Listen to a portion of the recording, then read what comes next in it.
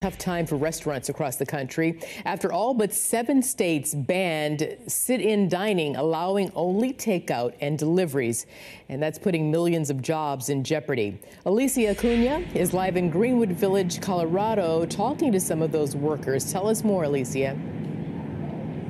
Hi, Arthel. Yeah, and it's interesting. There's been a dual impact on the restaurant industry. Those delivery apps that we're all using to order out. We talked to a driver here today, anecdotally said they have never been busier. They can barely keep up. That's some good news. However, when you talk about those restaurants like the ones you just mentioned who have lost that dine-in option, they have really been suffering. Let's take a look at some numbers here. The National Restaurant Association projects the industry will take at least a $225 billion loss and be forced to eliminate between 5 to 7 million jobs over the next 3 months. Now, the owner of this restaurant where we're standing, the Volcano Asian Cuisine restaurant here, the owner here told us that when the governor here ordered that 30-day moratorium on dining in, he knew that it was going to be painful. He says it's been so much worse. So without that dine-in option, in order to survive, he really needs that delivery and takeout. It's vital.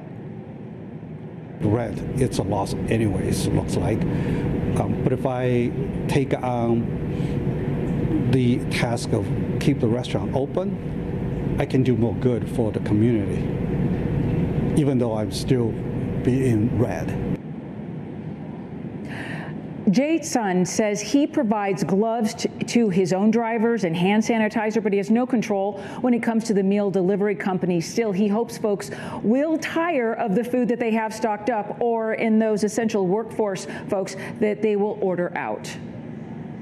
Kind of crazy, but I'm really happy that people are still working and we're trying to contribute as much as we can and keep the economy flowing.